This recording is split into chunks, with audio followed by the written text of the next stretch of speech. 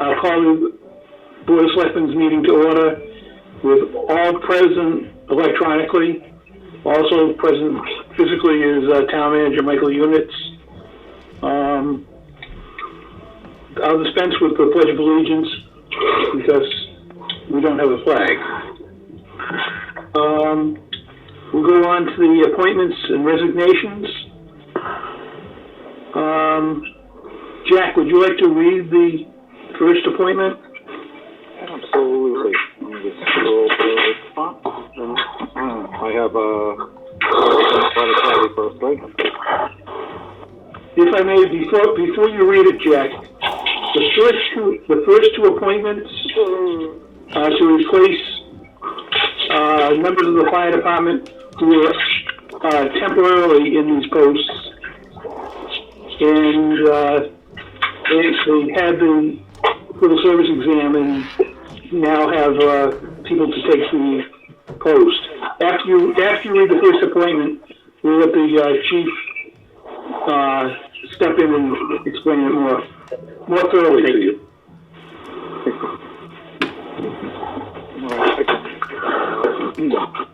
I hereby notify the Board of Selectmen that, in accordance with Article 4, Section 2B of the Norton Charter, acting in my capacity as the appointing authority, I have appointed the following individual as a permanent full-time fire lieutenant in the Norton Fire Department: Robert Crowley. The appointment was made on April 15, 2020, and will be effective on April 30, 2020, unless the Board of Selectmen votes to accept or reject the appointment prior to said date. I specifically request the Board's acceptance of this appointment with an effective date of May 3, 2020. Okay, I'll assume that's a motion. Could I have a second? Second. Okay. Chief, you want to explain the appointments? Yeah, sure. So this is for a permanent appointment of a lieutenant. It's Firefighter Crowley. Firefighter Crowley's been acting in a provisional capacity since last September to fill a vacancy. Like you said earlier, Brad, the list came out on March 4th, so we're trying to make these permanent appointments. He's been on our department for 22 years. He's been doing an excellent job so far, and as provisional lieutenant, will continue to do so in a permanent capacity. Does anyone have any questions? Hearing none, we'll go to a vote to appoint Robert Crowley. Yes. Right, I actually had a question, sorry. Okay. Sorry, I had it muted so you can hear me.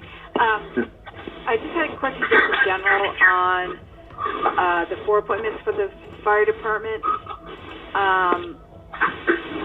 So I know that Robert Crowley's been acting in this capacity up to this point. Are any of these positions newly created? Or by moving these guys up, are we creating openings in the lower ranks? So, hi Mary, that's a good question. The permanent lieutenant and captain position that we're requesting are existing positions that were created due to the vacancy created by in myself in September. So the gentlemen that have been in those positions are the list has come out. We need to make a permanent appointments for those positions. So you'll see that there's 2 temporary positions coming up. Those are new positions. Is that your question? It does. Thank you very much. And so, excuse me. Yes. If people aren't talking or in the conversation, could they make sure that they're on mute? I'm having a difficult time hearing through some of the background noise. I can't hear it either. Mike, do you have the option on this bridge to mute? Like, if we're all silent, whoever that is, and mute them? Yeah, that's a lot of feedback. I'm looking. It sounds like somebody's breathing heavily into the phone. I Amongst think other this things. is a good study for moving to a different platform that has a bit more control. You know, the town has a Zoom account.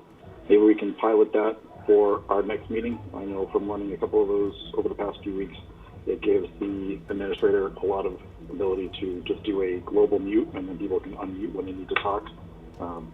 It's a bit more controlled. I agree with that, Jack.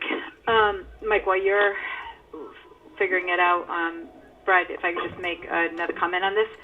Yeah. So I'm, 100% for the positions in the fire department, and the ones that are existing, I'm perfectly fine with. My only concern with the ones that are new is really just kind of in light of the circumstances that we're in right now. And maybe, Mike, you could help on this. My concern is we're creating new positions. We're going into a year where we already had a budget shortfall, and I imagine that that's just going to get drastically worse. Are we creating new positions and putting ourselves in a position where we're then going to have to lay off firefighters next year? Well, if we could split them and do the 2 permanent, and then the chief could talk about the new position of the temporary deputy chief. Yeah, I mean, I can. That's fine with me. Yeah. Yeah, I can speak to that now if you'd like. I mean, it's up to you guys.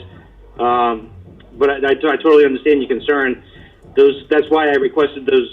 The next 2 positions, not the next 2, but the last 2 are actually temporary positions, and that's actually just for that reason. So that if we don't have the finances available for next year, then we don't have to continue with those positions moving forward. But currently, within our budget now, due to retirements and resignations, we have more than enough money to sustain those 2 positions for the end of the year, and that's still turning back a significant money at the end of the year. I anticipate it'll be about $3,032 to make the moves that I'm requesting. Okay, thank you. So, Chief, can I ask you? This is Renee. So you said that they would be in these temporary positions. What happens then if there isn't funding for them? What positions do they go back to, or do they not go back to a position at all? Yeah, no, good question. As you probably know, I requested these positions to be funded in our budget proposal for FY21. Obviously, we don't know what that's going to look like at this point with everything that's going on. If those positions are not funded moving forward, we could actually just retract those positions, and people will move back into their current positions that they're in now. The other advantage of having these positions move forward is I actually have people in acting captain and lieutenant positions currently. If we make the moves that we're talking about with these permanent appointments, which we really have to do according to civil service rules, and then we decide at a later date to move forward with these other positions than the second deputy position, that would require me to actually demote somebody now and then basically re-promote them in FY21 if we did make that position permanent. So that would create excessive shift changes, which actually cost the department money as well. So I think this is a way to not only save the department money in the long term, we really need this position to start doing some of the work that would be entailed within the position. And I think it would save us money actually moving down the road. And where it's temporary, we could pull it back if we needed to. And I read what you had sent. Mike had forwarded that to us, so I appreciate that. Okay. I thought it was really thorough. But I guess if we were 3 months ago and we didn't have a known deficit in front of us, and we didn't know that we were going into a recession and have less revenue and more expenses coming up, I would certainly support it 100%. But I'm in the bucket with Mary where I'm trying to understand this long term, and is this the right thing to do? Like I think the 2 who are acting in the positions, like the first 2 appointments that you're talking about, I think it certainly makes sense. I guess I'm still struggling with the temporary ones. Are you saying that you would have to demote somebody if we didn't do the 2 permanent positions for Mr. Crowley and Mr. Tynan, or you mean all 4 of these that you proposed? No, so if we didn't do the temporary appointments, then we would actually have to demote somebody just by the way the certain rankings work out. And like I said, we have the money available this fiscal year, and I still plan on turning back a significant amount of money at the end of the year. We've worked really hard to try to save money where we can, and I think these positions, at least for the end of this year, will be a benefit to the town and the department. And like I said, we actually have the money in our budget right now. And I think, obviously next year we still have the flexibility to do what we need to do. And that's why That's why I'm requesting for a temporary appointment instead of a permanent one at this point. I wish it could be permanent, but I realize everything that's going on, that's not realistic or probably prudent at this point. Yeah, I appreciate that. And can I ask one other question just about that? And Sure. you had mentioned Absolutely. in your letter about the fact that we're kind of behind the times, that most towns have a minimal or a nominal fee that they charge for some of the inspections. Yep. I guess in looking at this, thinking, okay, we're going to have some increase, even if it's a small increase. What options or what plans do you have to put in place in a timeline in, I don't want to say this, but it's essentially generating revenue, right, to actually execute a plan like that? Yeah, absolutely. That's a good point, because that's one of the things that the person in this position would work towards. It would actually free up the fire prevention deputy to start working on the fee schedule for our inspections and so forth. Like I kind of said at our FinCom meeting, currently we charge $50 for every permit and plan review that we do, and that includes even a place like an island. If you can imagine how many man hours we have into something like that, you know. So part of this would be looking at a fee schedule to try to generate revenue that would actually help offset the funding for this position. I'm also working really hard to try to generate additional revenue through ambulance billing with the ambulance companies that we're looking at. We're requesting what they call a CPE reimbursement. We're going to be looking at that next year. That'll probably be around September, where we can get anywhere from $25,000 to $100,000 back just by filling out some paperwork and going through that process. And we're also looking at changing the way we bill a little bit too to generate additional revenue. So, and that being said, we're also working on negotiating with vendors and stuff to try to save money where we can. I can tell you I've already saved enough money this year just negotiating with vendors to more than pay for what I'm asking for this position for the end of the year. We're looking at basically $3,000 for the next 2 months to fund this position. So Chief, so that actually clarifies something in my mind. So we've got the money in the budget right now to get us through the end of June for the 100%. Looking to return back a significant amount. Even question. Yep. If because you know I respect that you're working so hard to make this happen, and I think if it was a different time, we probably wouldn't have all these questions for you. But sure. You know, come the end of the year, if you know the bottom really does fall out of the bucket here, and you then have to say to Jason and Brian, you know, it was temporary, and we don't have the money or going into the new year to sustain this position. Is that going to do more damage to the morale in the department to have something like that happen, or are you going to go into this having a conversation with them that this is really, you know, kind of up in the air right now? If the selecting board votes in favor of it tonight, will they be perfectly aware that, you know, under the circumstances, this is not anything that is set in stone? Yeah, no, that's a good question. I've actually spoken to both of them individually already and let them know about that possibility, and wanted to make sure that they were you know, acutely aware of that going into this. So they're both very aware that that's a strong possibility that this position could either continue or it could be, you know, could go away at the beginning of the fiscal year. Both of them are perfectly fine with that. They know that the risks, if you will, that are involved. So they're going to it with their eyes wide open. If nothing else, it'll provide our department an opportunity to get some of this work that we need to get done, and it'll also provide them with some experience as well, which is obviously a benefit to themselves. Does anyone else have any other questions for the chief? Hearing none, we have a motion and a second to appoint Robert Crowley for the permanent lieutenant position in the Norton Fire Department.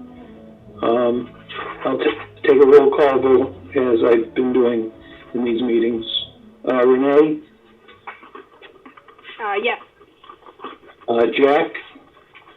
Yes. Mary? Yes. Mike? Yes. And I'll also vote yes. Okay. Jack, could you read the appointment notification for Eric Tynan? Yes, sir. I hereby notify the Board of Selectmen that in accordance with the provisions of Article 4, Section 2B of the Norton Charter, acting in my capacity as the appointing authority, I have appointed the following individual as a permanent full-time fire captain in the Norton Fire Department: Eric Tynan. The appointment was made on April 15, 2020, and will be effective on April 30, 2020, unless the Board of Selectmen votes to accept or reject the appointment prior to said date. I specifically request the Board's acceptance of this appointment with an effective date of May 3, 2020. Okay, I'll entertain that as a motion. Could I have a second? Second. Okay. Any discussion on this appointment? Hearing none, we'll go to the roll call again. Renee? Yes. Jack? Yes. Mary?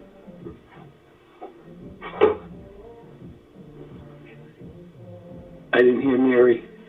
Sorry, oh, am I muted? I didn't hear you. I wouldn't know how to. That would be yes. Mike? Yes. And I'll also vote yes. Thank you. Okay. On the appointment of the temporary captain. Deputy chief, I'm sorry. Jack, could you read that appointment notice, please? Yes, sir. I hereby notify the Board of Selectmen that, in accordance with the provisions of Article 4, Section 2B of the Norton Charter, acting in my capacity as the appointing authority, I have appointed the following individual as a full-time temporary deputy chief in the Norton Fire Department, Jason Robbins. The appointment was made on April 15, 2020, and will be effective on April 30, 2020, unless the Board of Selectmen votes to accept or reject the appointment prior to said date. I specifically request the Board's acceptance of this appointment with an effective date of May 3, 2020. Okay, I'll entertain that as a motion. Could I have a second? If only for a discussion. Thank you. Thank you. Okay, any discussion?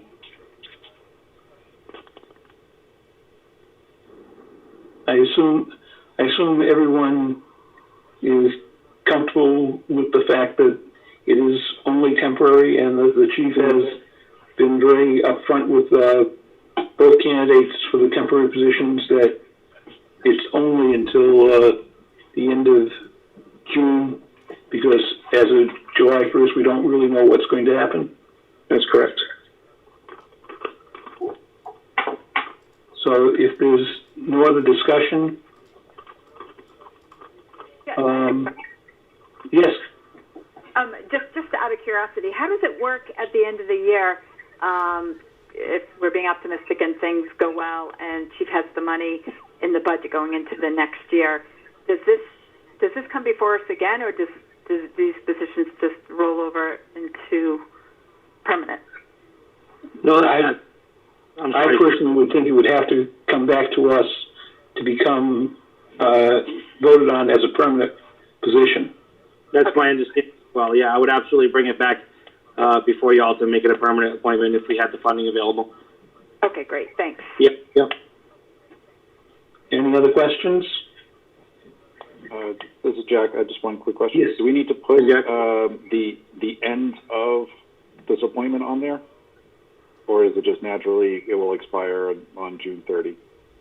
It'll just naturally expire when we don't have any money to pay them.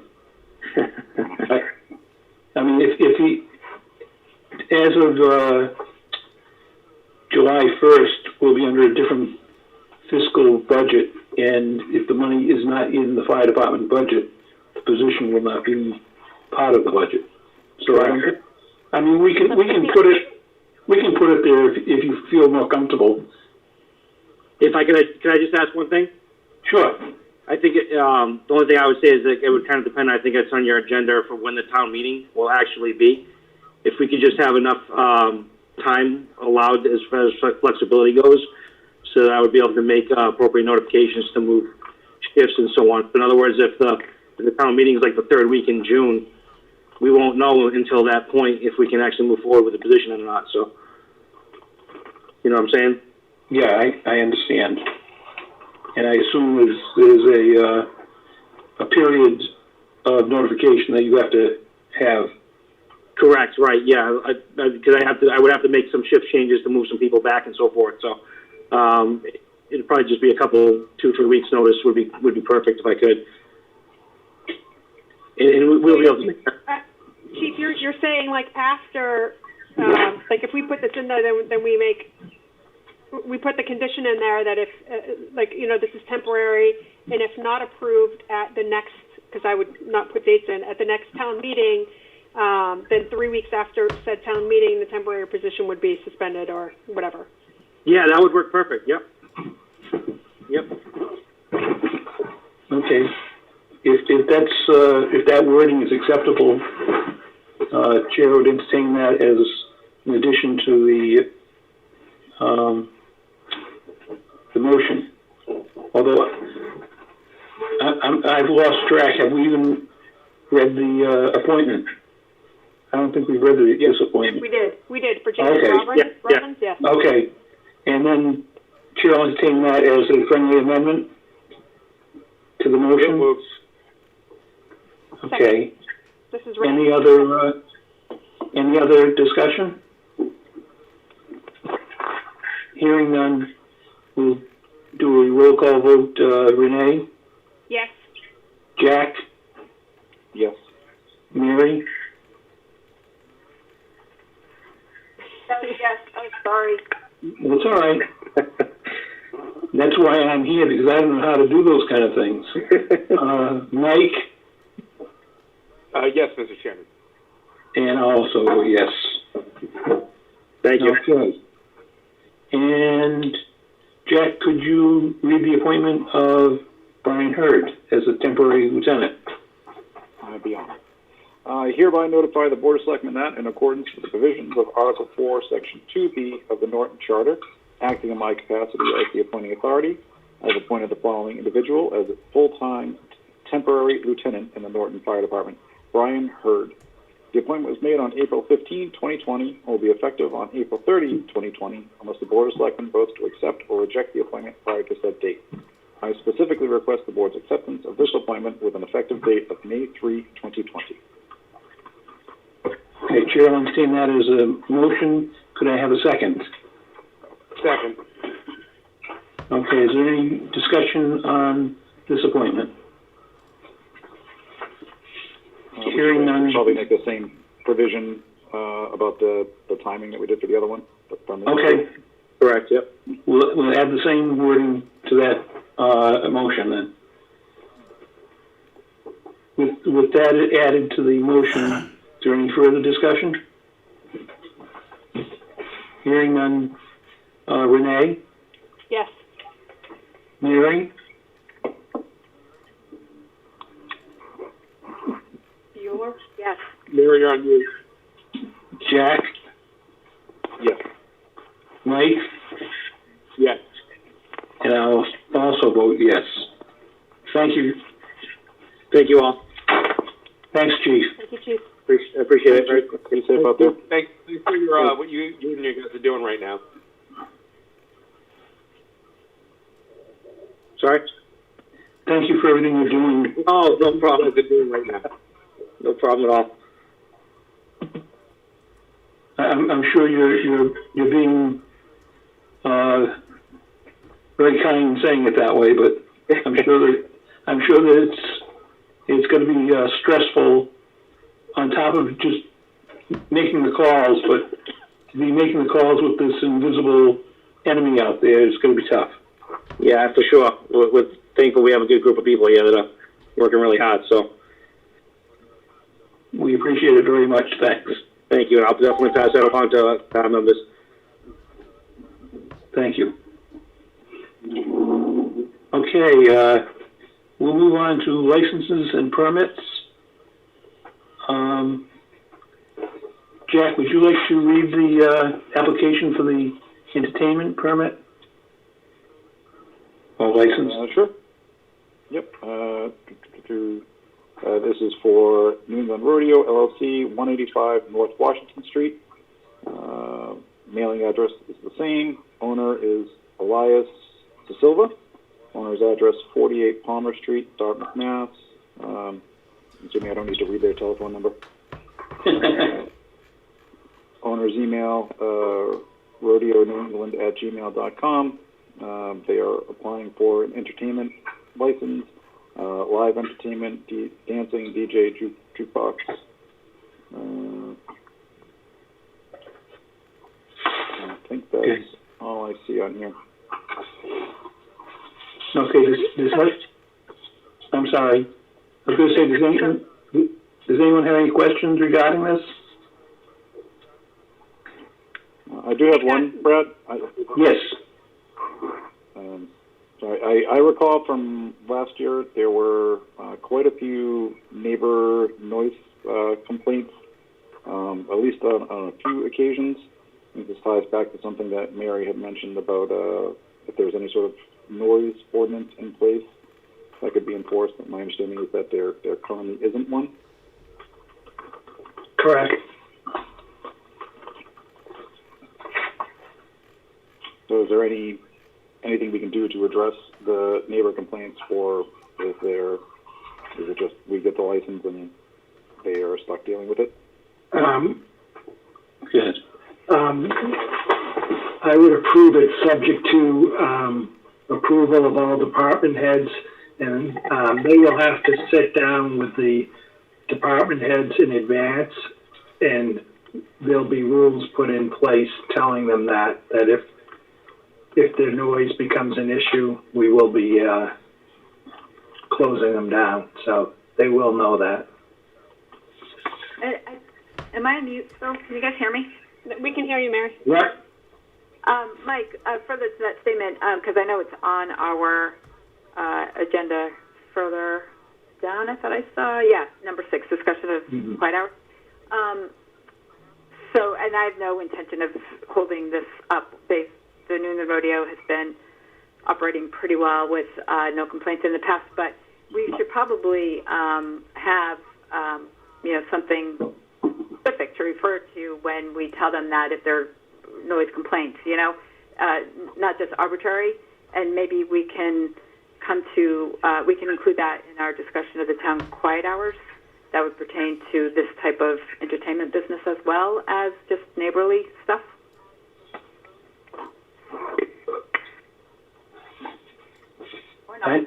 One thing that, the only thing that concerns me on the application is it doesn't really indicate hours of operation, which to me, I think that would be the first thing that I would like to see is how late at night do they expect to run the rodeo. So I'd like to pass that along to the chiefs to inquire about that and try to limit it so that we're not going too late at night, so it's not disruptive to the neighborhood and the neighbors. To add to that, Brad, I would think that we had something on here too that showed, because I don't think it would be applicable to everyone, that showed whether it was an indoor or outdoor venue, because I think that they would present very different, I don't want to say disturbances, but certainly something outdoor is going to be much louder than holding it inside. Right, to add that to this form? Yeah. Yeah. I mean, I don't think there's anything we could do now, right, because it's the form. But then I do have a question on this, because it's an application to renew a lease, and it says that their existing license is, sorry, hold on, I had a screen flip here, that their existing license expired December 31st, and that they were supposed to have a check payable to us dated November 1st. So I'm wondering, why are we renewing a license when the license, I mean, shouldn't it be a new application process if it's 4 months later?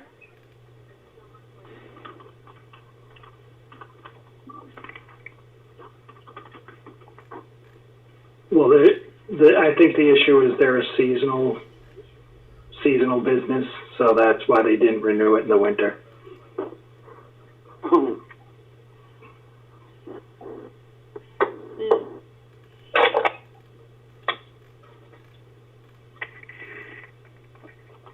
Is there a difference between a new and a renewal in the questions that are asked? No.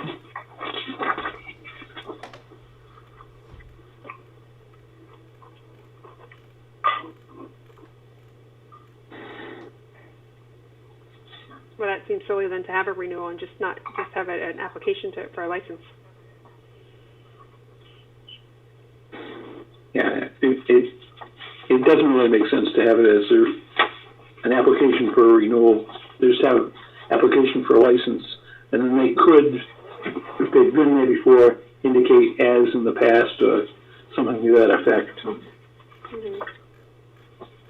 Is there a expiration date on this particular one? I'm looking on the form. I don't see it.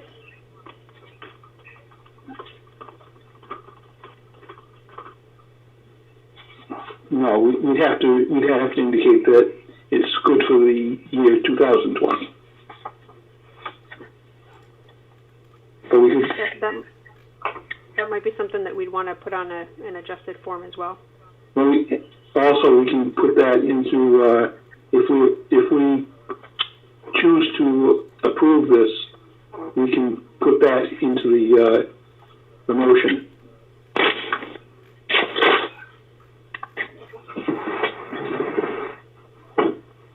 I think I'm going to go out on a limb here and make a fool of myself, but I think where it's like an entertainment license with the amusements and everything like that, they're all annual licenses, and I think that's probably why the dates of expiration were probably not included in this.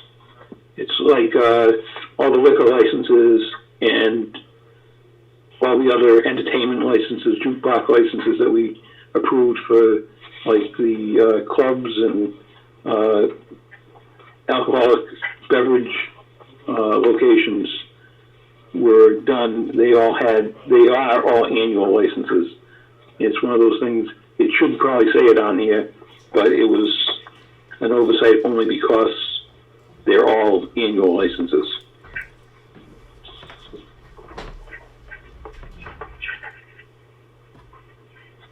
But it definitely should indicate that a date of expiration.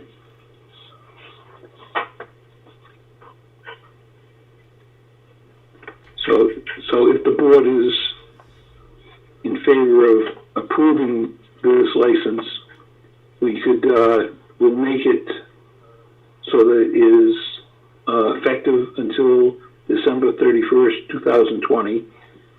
And any other stipulations we want to add to it?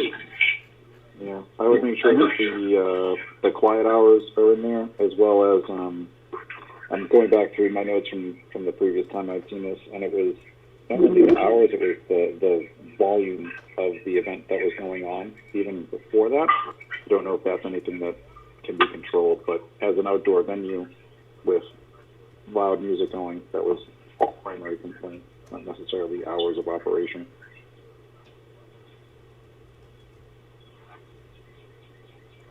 And with detail requirements as stipulated by police and fire chief.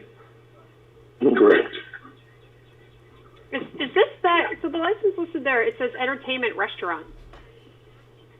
This is not a restaurant, though, is it? No. I mean, there's no sort of. So, Mike, what I would recommend is, so I'm actually on the Mass Legislator website, and in the third paragraph, it actually says the application shall also state whether, as part of the concert, dance exhibition, cabaret, or public show, any person will be permitted to appear on the premises in any manner or attire as to expose to the public view any portion of, and then it goes into, genitals and things like that. I would just want to make sure that because it's referencing this particular one, that whatever we're required to put on the application, that it's on the application. This may have changed since we wrote this up, but like the other thing, I don't see on here reference to restaurants either.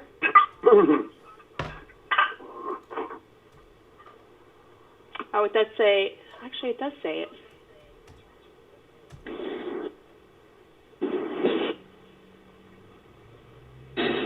Mr. Chairman, Yes. it's Brian Clark. Yes, Brian. Hey, just a couple things. So, from maybe the police, and I don't want to speak for fire or Board of Health, but every year we do a meeting with them. And I would just suggest that maybe if you want to have a stipulation there, that there's a safety meeting before any of the entertainment. from that establishment. There's things that we have to talk about, like traffic and safety there before they start their production. Okay, I can tell you from fire, they'll be required to have a life safety management plan, as they were last year.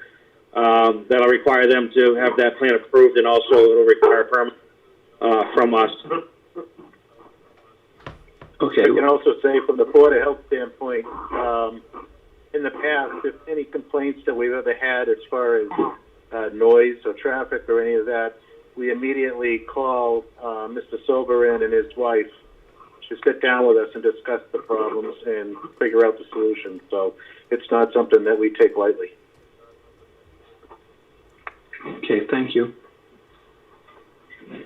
Does the board have any other questions? I think basically a lot of this has to do with what Mr. Units indicated, that they would have to get the the okay from the Board of Health, the police department, and the fire department, who would make stipulations on the how the rodeo was run.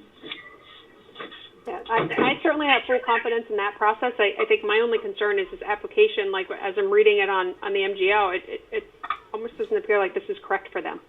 So while maybe we've done this in the past, I think we probably need to revisit this and make sure that this is the correct license that we should be issuing. Because it does refer to an establishment. And then, like I said, some other things that the application should have on it. Okay, we can look into the legality of how it should be worded.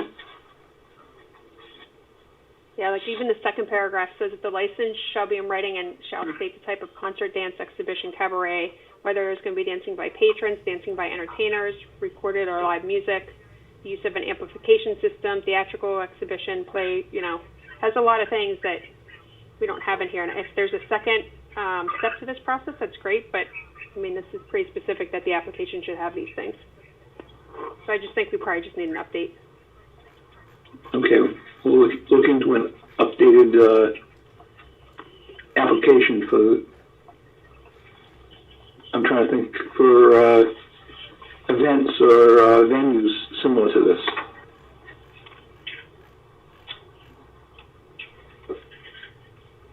Anyone else?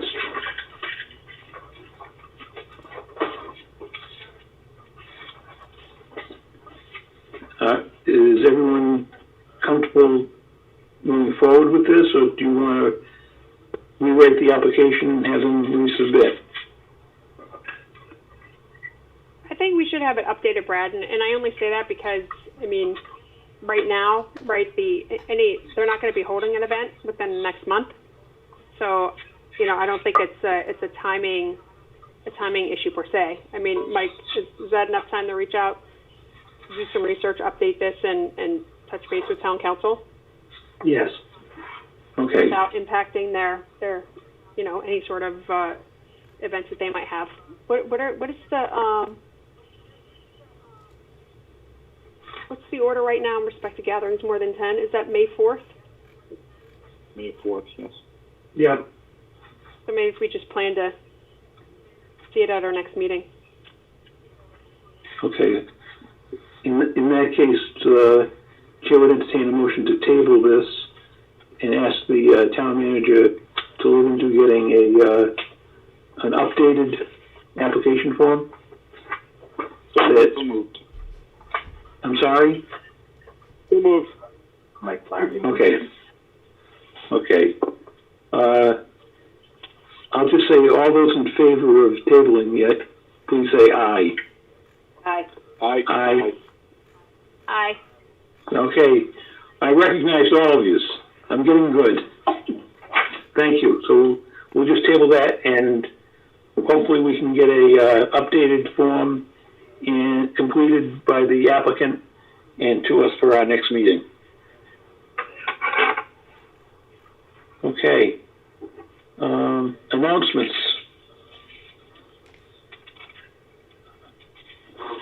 Let's see. We have have an email from Chief Clark. This week is National Public Safety Telecommunications Week. He says the dispatchers play an important role receiving and dispatching emergency calls for service to police and fire. We are typically the first voice behind receiving critical initial information that assists public safety departments respond and assist the public. They work 24/7, 365, and we thank them for their service to the community. That's from Chief Clark.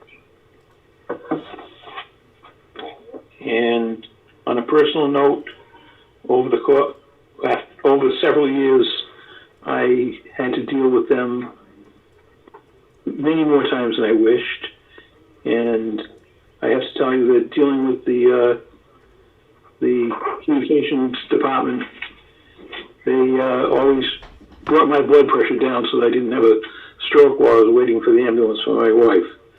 So they're excellent at what they do, and I personally appreciate everything they did for me and my family. Anyone else? Hearing none, we'll go on to new business. And first order of business is an update on the COVID-19. Mr. Units? The health agent is on. If Chris could just give us an update on any information that you have, Chris, since our last meeting. Sure. So the last time we spoke, everybody hear me okay? Yep. Okay, good. The last time we spoke, I believe, was April 2nd, and at that time we had 17 positive cases in the town of Norton. Currently, as of this afternoon, we're at 58, which is 41 additional cases in that 2-week span. Also, I could say that 34 of those 58 have been removed from isolation and are on the road to recovery. Sadly, we have 2 deaths that we have to report, and our thoughts and prayers go out to the families. Currently in the state, we're going through a surge that the governor and the DPH had predicted and expected to last at least 2 weeks. The total cases in Massachusetts as of the last meeting was 8,966, and the total deaths were 154. And today we're looking at 32,000 cases, which is an additional 23,000 plus, as well as 1,245 deaths, which is an additional 1,000 plus cases, deaths rather. We've been working tirelessly 7 days a week, conducting investigations, contact tracing, all the stuff that's necessary to help us mitigate the spread of the virus. And unfortunately, but the virus does not take the weekends off. We have been working closely with the Norton Police Department and Fire Department, keeping them informed of the case count and locations for each of these cases. That way they can prepare and take all proper precautions necessary to protect themselves if they have to answer a call for one of these homes. And we're also working with them, trying to help them maintain an adequate PPE inventory by acquiring what we can through the state. The assistant health agent's been working closely with the school food program, and is actually going to be volunteering to help them out there. A little bit short-handed, so she's going to step in there a couple hours a day next week to give them a hand on the preparation of the food, the box lunches or the bag lunches. Also, the school program had been running low on supplies as far as paper bags, gloves, etc. And our assistant health agent, Phyllis Drayton, was able to get Roach Brothers to donate 300 paper bags, as well as a box of 100 pairs of gloves and some empty boxes, like the big wine boxes that people could use to hold a couple of bags in, make it easier to carry. And so Roach Brothers also said they're willing to do that again. So if it has to happen again, we'll certainly be reaching out to them. And finally, we're still conducting the septic inspections and food establishment inspections for those establishments that are still open for a takeout delivery. So with that, I leave it open for some questions. Thanks, Chris. Does anyone have any questions?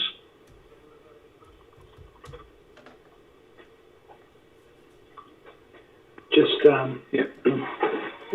With what Chris was mentioning about PPE, the state emergency management agency has made K95 respirator masks available, and Norton Emergency Management Agency is going to go pick up some tomorrow, and so that'll be helpful to keep our supplies up.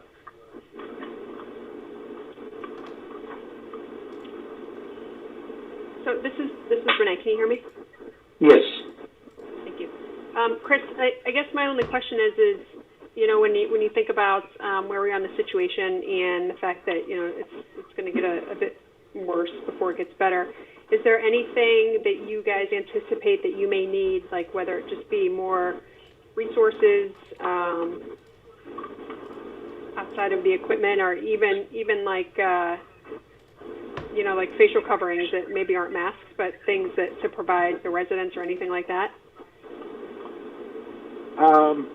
Yeah, well, we welcome any donations as far as the, you know, a lot of people are making the homemade masks, which has been great. We did receive a donation from a nice woman that lives over at Red Mill Village, and she donated a few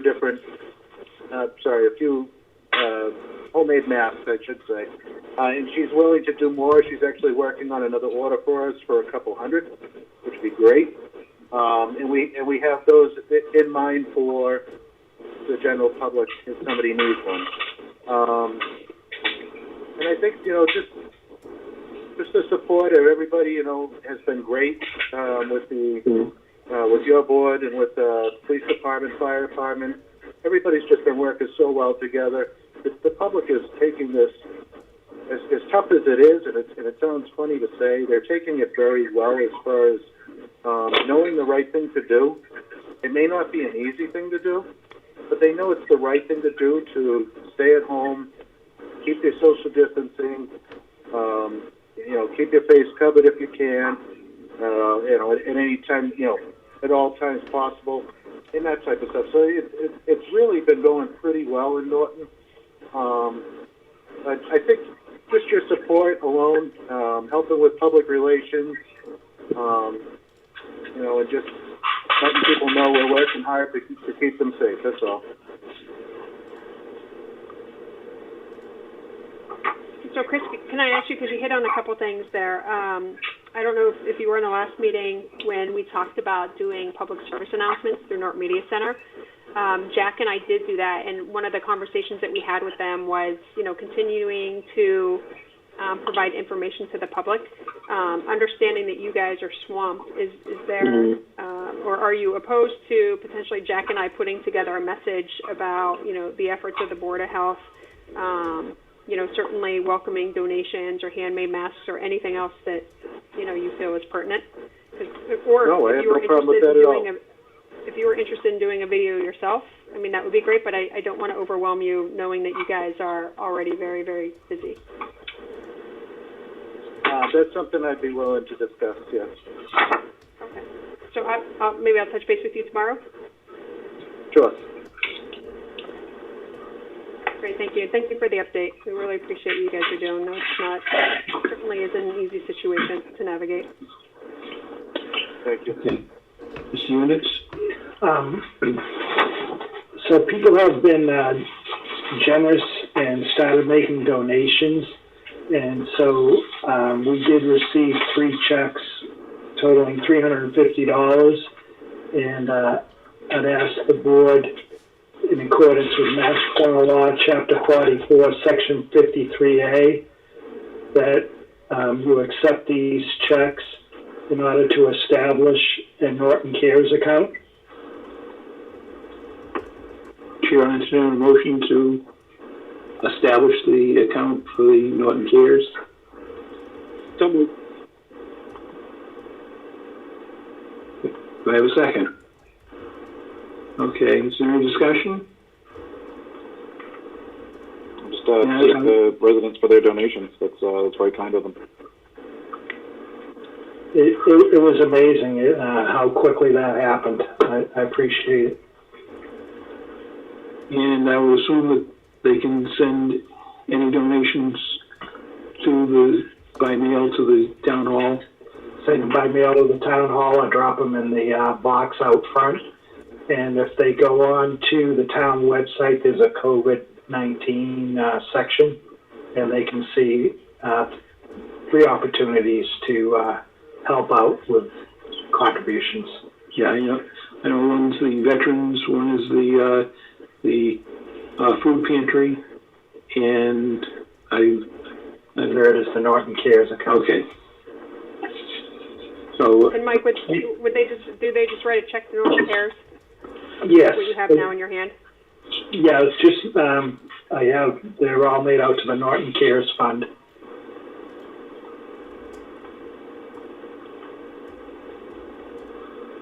and any amount is very welcome and appreciated. So I mentioned, but I don't think, did we get the account? Yeah, you didn't vote, but you did. Okay, Second. we have the motion and the second to establish the account, but now we'll have to vote on that. Renee? Yes. Mary? Yes. Jack? Yes. Mike? Yes. And I also vote yes. Thank you. Thank you all. Okay. Anything else on the COVID-19? Okay. Mr. Chairman, I have one quick question. Yeah. Chris, how are you seeing the adoption of the essential business order in town? Is that being adhered to largely? For the most part, yes.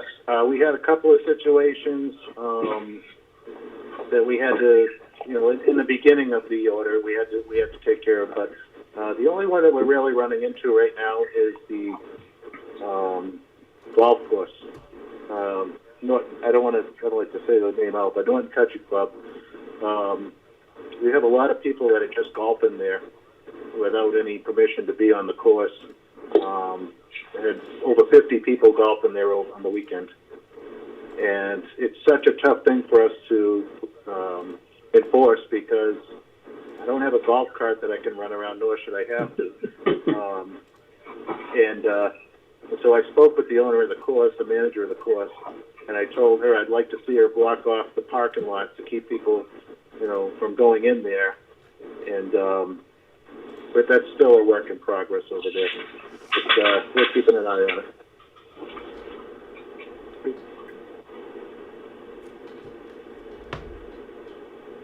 Any other questions? No, except, am I on mute? Can you hear me? Yeah. Okay.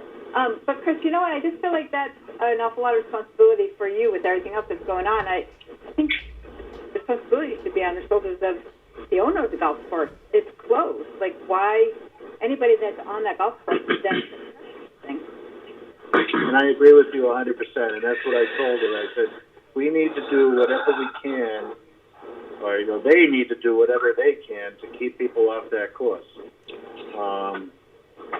Ultimately, I hate to do it, but ultimately what might end up happening is I'll start finding them for not doing their job.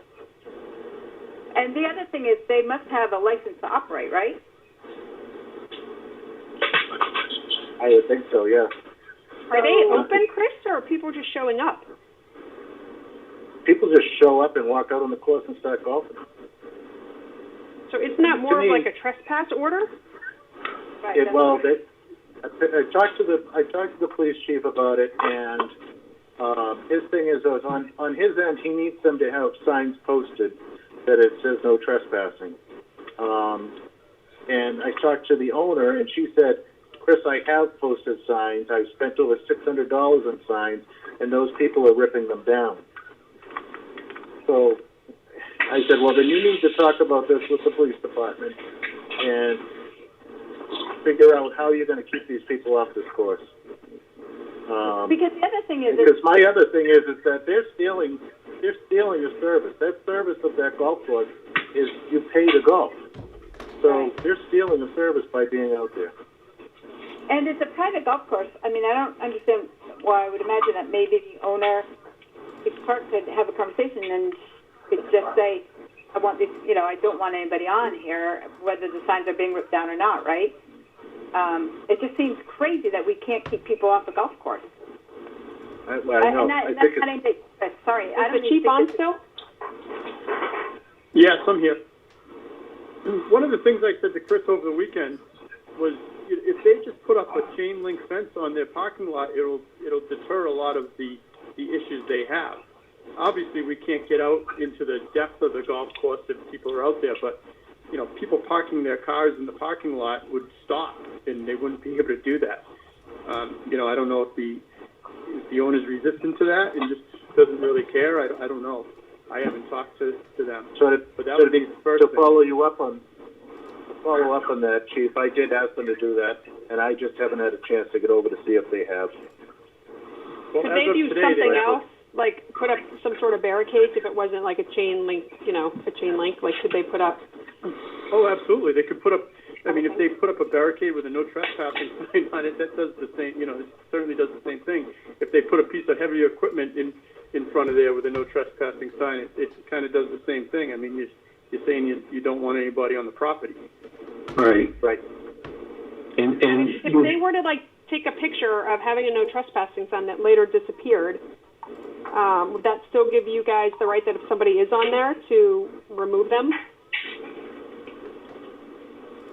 I would say that if they sent us some type of document, they could even send us a letter that nobody's supposed to be on there and that they've posted signage. I mean, we could take action.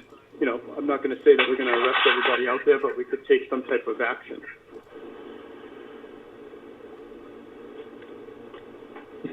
and not being a greenskeeper, I would think that I know they move the holes on greens. I would think maybe they could fill the holes. Maybe that would deter some people also. They could also just have one employee, you know, on the course and tell people that the course is closed and not to have them out there. I mean, that's kind of a Right, exactly. Working as simple security. thing. Exactly. But then they're paying somebody who typically they wouldn't be paying because they're not making any revenue to pay, right? Yeah, but if The we're course is taking care of it, the town's paying for it. Well, I mean, I guess it goes back to, you know, giving citations to people who are on there and then get our money back. Well, I think they have maintenance crew out there that can serve as the same, you know, to deter people. I don't think that's happening. Chief, are we having this problem at the MG Links one or the? No, we're not. We're not. But the problem is if we're not able to stop this, we're going to start seeing it there. I'm guessing. Yeah, so we should probably take some strong action now. And again, I think this goes back on the owner, and we control the license. She also has a liquor license there. If she doesn't want to pay somebody to ride in golf cart around the green to keep people off, then she needs to do it. I mean, we're all doing things for our businesses that we're not happy about because of this situation, and she is not helping you guys to do your job because we're focusing on something we shouldn't have to focus on. Well, I don't issue the actual license for them to be in business. I mean, I have a food license for their function, so if the license is, if you do the license, I guess the license would come from the selectmen. I mean, the letter rather would come from the selectmen. Right. Correct. Mr. Chairman, if I may, this is on the building commissioner. You could actually also pull the occupancy permit for the building. I have the ability to do that. That would take care of but would that take care of the property itself? No, but we can hold all those things over their head. That's my point. Any leverage we can use, I'm all for it. So I would say that, Brad, can we get a letter to the owner to say, you know, the Board of Selectmen have discussed this. These are the potential ramifications if the situation isn't contained. Yeah. And we at least inform them of the fact that there will be repercussions. Yeah, and But, the you know, board back is, to the point, like, Chris shouldn't have to deal with this. There's enough, you know, that his group is doing. right, that the town of Norton cannot police her property, you know, exclusively, and that we expect them to step up and make sure that people are not utilizing the course illegally. So to that point, Chairman, I think Yes. there also needs to be some personal responsibility from the people who are actually going on and trespassing. So I think it would be beneficial to try to investigate options to whether it's ticket or tow the cars that are parking there. I live down the street, so I've seen people out there since the order went through. So I'm glad Chris brought this up as the example. I mean, the people shouldn't be on there. You know, the business needs to take the appropriate actions to prevent it. However, if there are people trespassing, they need to also bear part of the responsibility and the burden. Correct. Well, it sounds like probably the first step that we have to do is send a letter from the board indicating our concern and that we expect them to cooperate with controlling the access to the course.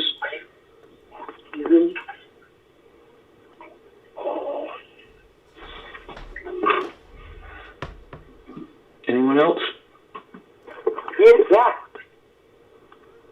Yes, Yes, Peter. Matt. Yeah? Yes, I agree. Yes, I'm on. I agree what you said because people need to stay home and stay put and be on the golf course because we need to do our job fighting the spread of coronavirus and we're doing a good job and one stupid decision can ruin everything. Right, everybody? Okay, thank you, Peter. Yep. Okay, well, I wish you luck on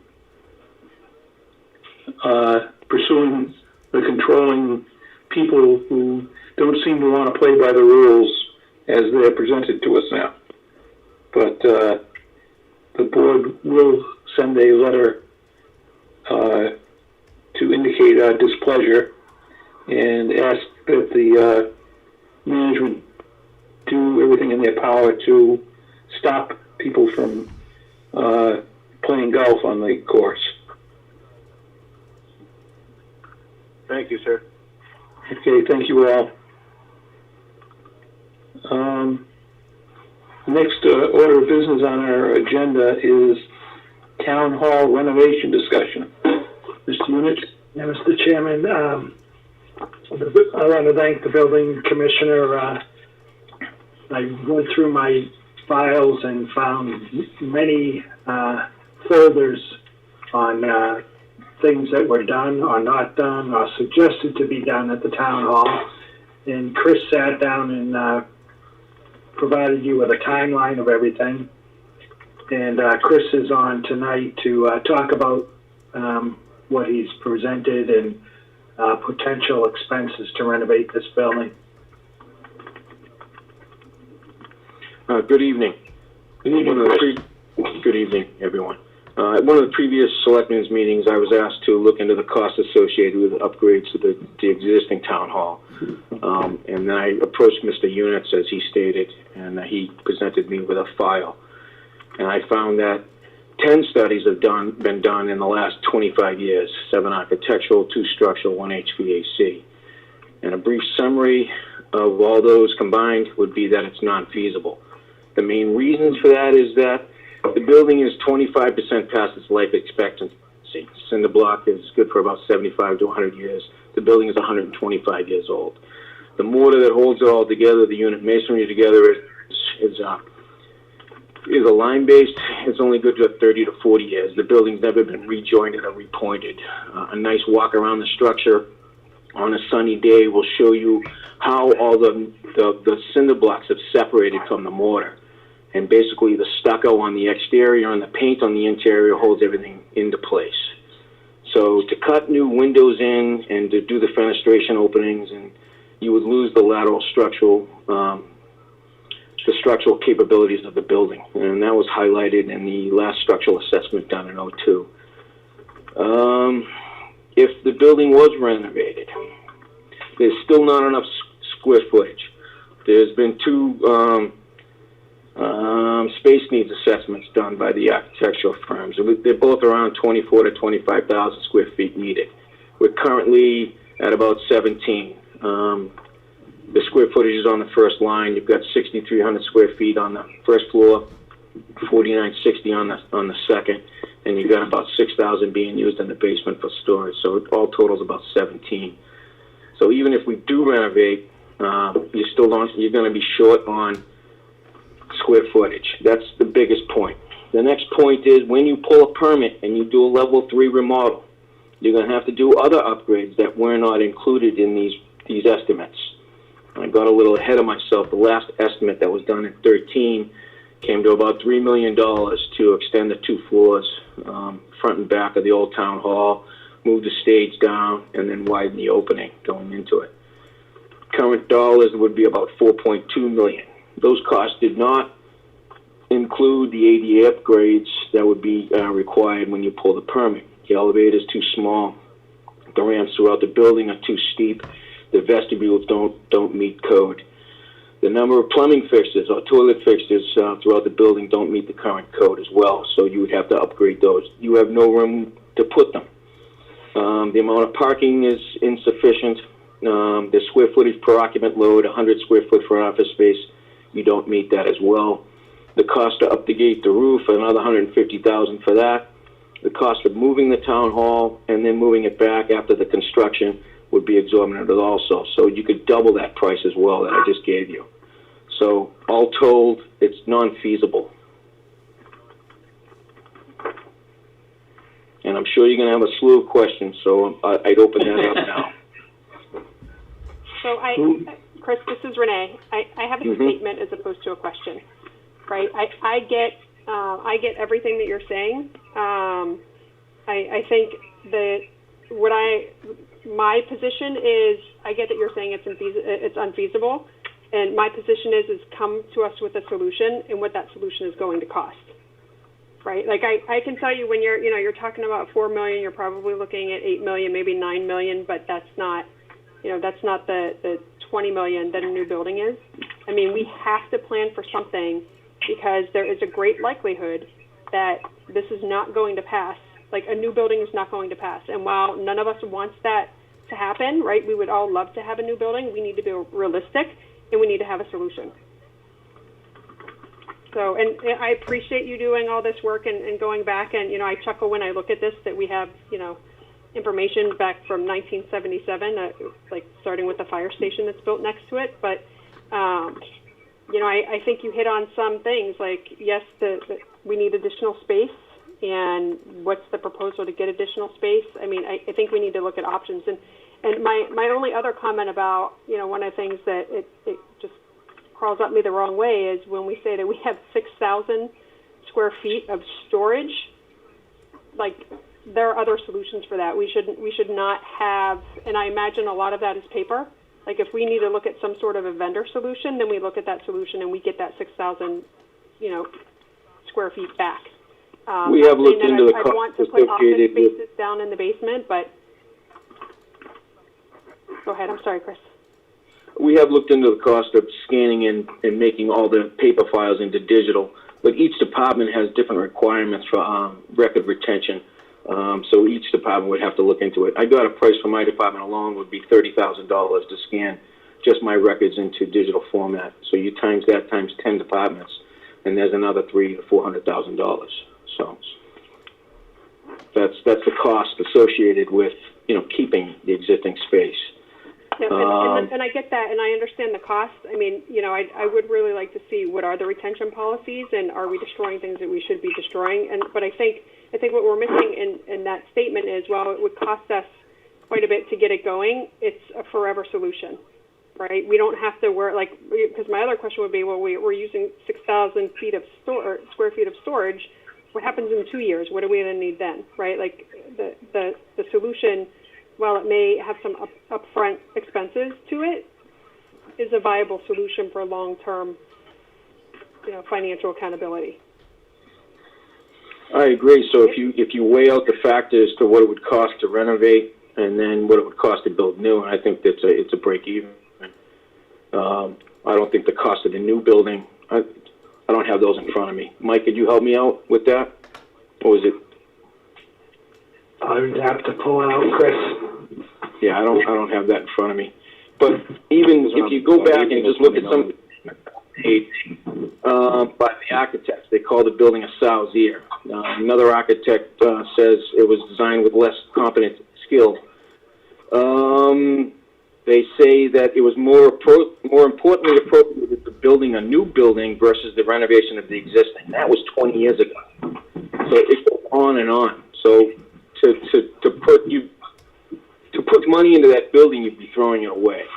And I'm not saying that would be the case. The ask of the board was, what would the cost be to renovate? Like, to have that, to have an intelligent argument to say, look, like, we understand it's going to be millions of dollars to get a new building. This is what it's going to cost for us to continue, to make the renovations that need to be made. I mean, so my point was, if it's going to cost the same, then that's fine, and that's the discussion that we have. But we don't have that data. So again, I gave you numbers that were given from 7 years ago, and I updated those to 4.2 in current numbers. But again, they don't include the ADA upgrades, the plumbing fixture upgrades, the parking lot, and then you still, if you put all that money into it, you still don't have the square footage needed. So you're back to square one again. I just want to see the numbers. To do a current model versus what it would cost versus the new one, I would probably want to go back to the architect that did the numbers for the new proposal town hall. He would have the software, and you could apples to apples. If I produce a number, it would be apples versus oranges. So I would recommend that you go. That's fine. I totally understood. I know Mike, we talked about this last meeting, can we engage the permanent building committee in this? Yeah, we can do that the next meeting. I'll reach out. Not even formally a meeting. If we can get Chris in touch with the chair and have them work together. And get us some figures. Well, it kind of falls under their responsibility, and I know, Chris has his day job as well, so let's utilize the committee that we put together for this purpose. Right. And I think so what I was saying was, if we could use them and their expertise that they've accumulated from looking at building new buildings, maybe they can come back to us with prices for renovations. Yeah, maybe they can help in that regard.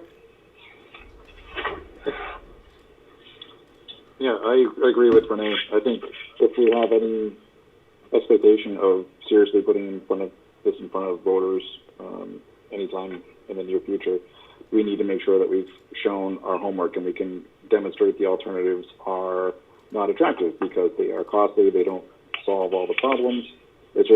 It's doing all the due diligence to say, yeah, this is our recommendation. We've looked at every alternative. Here you go. You can make an informed decision. I think failing to do that, it's going to allow people to say that we didn't properly consider X, Y, and Z. Therefore, I'm not going to vote for it. And they may still not vote for it because it's challenging times. It's probably the worst time to try to put a major capital project in front of voters.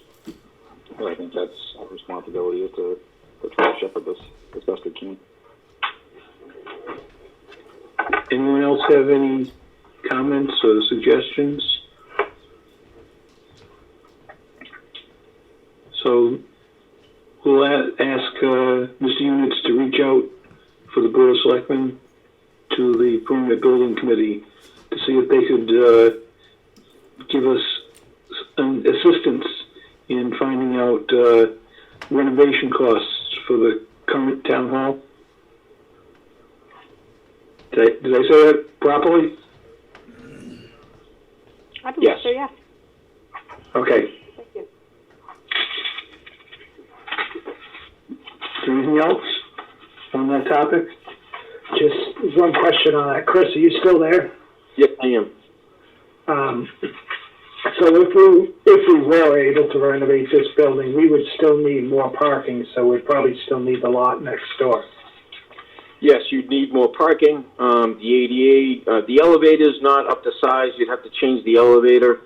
The list goes on and on. You'd have to touch every mechanical system in there, electrical, plumbing, Okay. everything.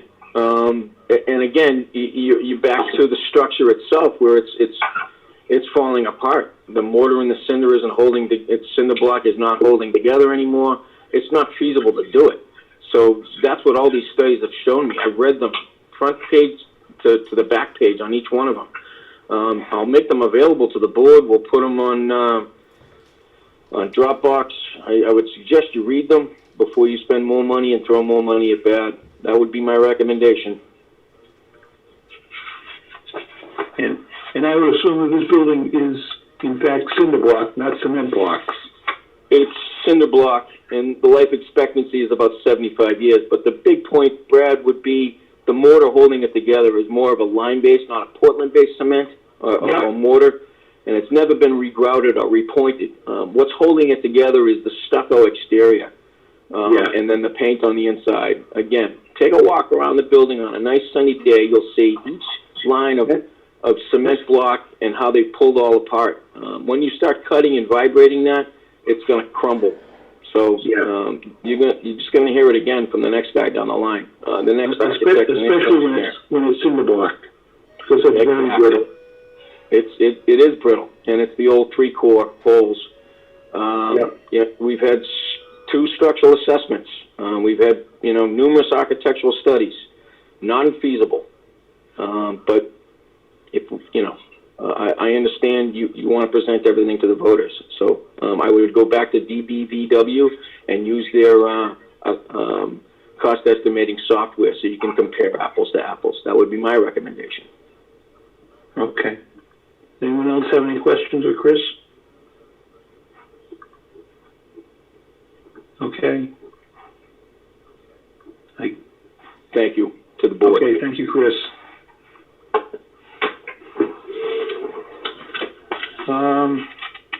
We'll move on to a discussion of the town meeting. Units. I was asked to put it on the agenda. I don't. I asked Brad if you remember from the email. I don't know if Bill is on the line. He said he might not be able to make it. Yeah, I was just going to reach out to. It's very unique trying to hold a meeting when you can't see who you're talking to. Zoom's really nice to have, to be on a video call so you can actually see who's there. That's how I spent Easter with my family. Excellent. Well, it's excellent, but in light of it's good. At least you got. Yes, it is. It's okay. I can talk to this. So I had. First, let's ask: is Bill there and potentially on mute? That's what I'm asking. Is Mr. Gouvier with us or not? And Mike's looking at his list of connections on his laptop. Sorry, Brad, my Wi-Fi went out and back. I don't think I have anyone muted. So he would be talking if he was on. Okay. Renee, then why don't you go forward if you'd like? Sure. So, Bill, obviously, I think we're nearing the point where, we have to start having discussions about the election, and then obviously have to start having discussions about town meeting. So, one of the things he said is essentially we are already too late in responding to this. So, we have to consider first, are we at a point right now where we do know that we're gonna have the meeting on June 8th? There's some guidance coming out right now in respect to the moderators and having the ability to hold a town meeting, or I should say better, to recess the town meeting and delay it for additional time. His concern was, whether or not we are going to move forward with the meeting and have it, in June overall or specifically on June 8th. And then when we do have it, how are we going to have it with the current environment? So one of the things, that he was talking about was having, some additional collaboration, like having an actual meeting with various stakeholders that I have a list of, so that we can talk about, when we have this town meeting, how are we going to do it? So some of the things that he's been provided through his channels, a lot of discussions right now are about holding the annual town meetings outside, setting up chairs, with a 6-foot distance from each other. There's obviously concerns of, people checking in. There's been discussion on having virtual meetings. He said it's less in the arena of a town meeting and more where there's a representative town meeting, because, there are specific people identified. But essentially what he asked is if we can kind of lead the charge to get a meeting together where we would have various stakeholders. So, for example, the police chief, the fire chief, Ray Cord, the emergency management team, some representation from the school, probably Dr. Bayetta, maybe the school committee, and, additionally, maybe the custodial staff, to start talking about how we would feasibly do this. Town clerk, of course, and the needs there. Town council, because we have to understand really what can we do, what can't we do, and what parameters are around, if we wanted to move the June 8th meeting, can we do that now? Can the board vote on it when we need to do that? Or, can I answer? Go ahead. Can I answer that? Sure. On the movement of the town meeting, you can do it up until, so the deadline would be 14 days before June 8th. You can reschedule. But once the warrant is posted, which has to be posted 14 days before town meeting, then you would have to open it, continue it, and extend it. But you have until 14 days before June 8th to make a decision by the Board of Selectmen on what date to hold the meeting. Okay. Thank you, Mike. And then Yeah. I think to that point, in respect to the logistics, I think, like when as Bill was talking about all the things that we need to consider, I'm like, oh my God, do we have enough time to do it? We might, but I think we need to engage people now.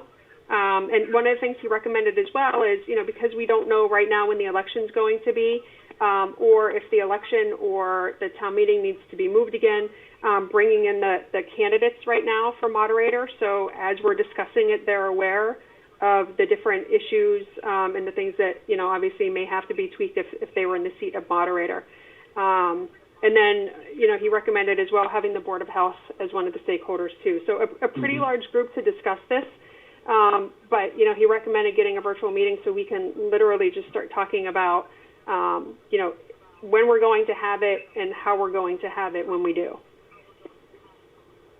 So he sent me some material. I asked him to send it to the Selectman email address. I don't know if he did. I saw it hit my inbox today, but I haven't had a chance to look at it.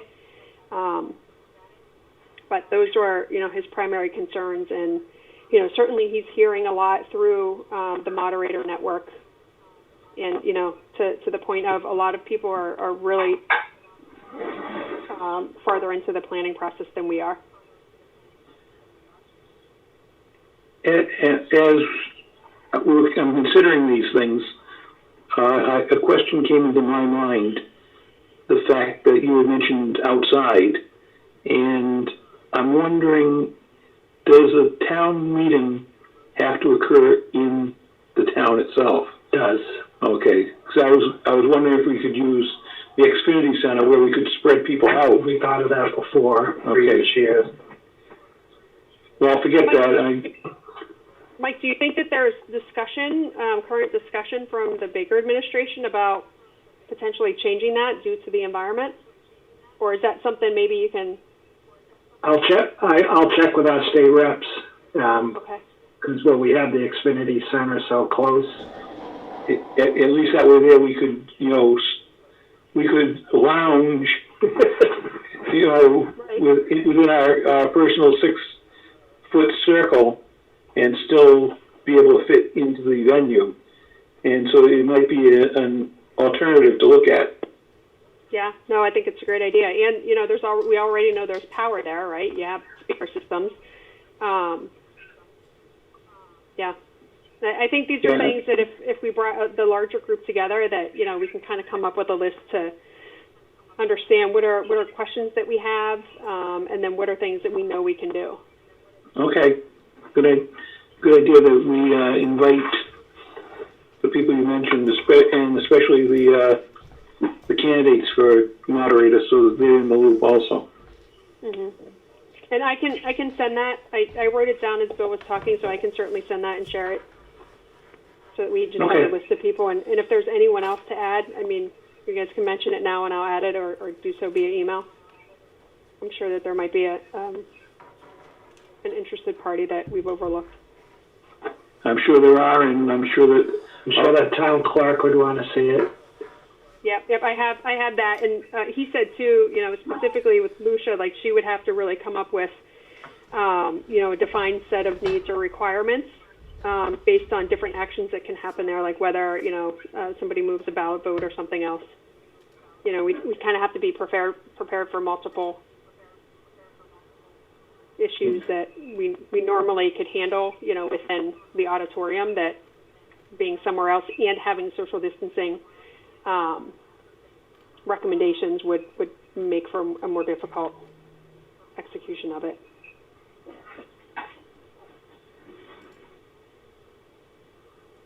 Okay. Any other? Go ahead. I was just going to say, Brett, I'll shoot that list out. Okay, that'd be super.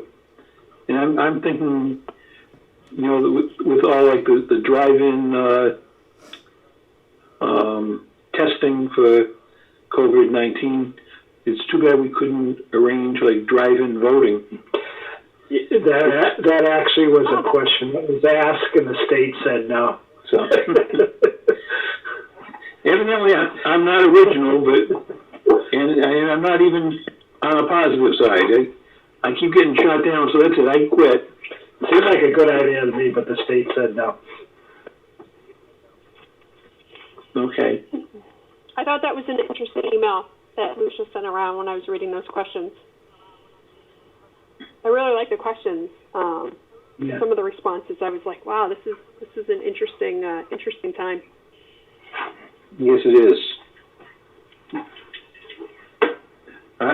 But I tend to insert the word frustrating instead of interesting. Yeah, maybe both. I mean, we're certainly learning, right? And I hope we're learning something yeah. I hope we're learning something I never have to use again.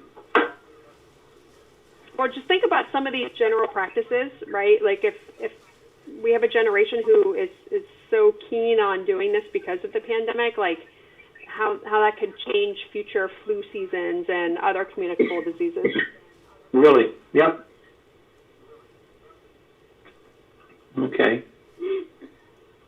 So we're moving on to warrant article discussion. Yeah, can I just ask? Go ahead, Jeff. Shit, go ahead. All right, sorry, Renee, I'll be quick. When we think about the timing of town meeting and approving the budget, I know there's been some revisions made that we can continue on with spending past July 1st, right? But do we know if that extends to school employees? I know that's been one of the concerns that the school committee and school department have brought up, that they need to inform people by, I believe it's June 1st for one segment and June 15th for others, if there's not a budget in place.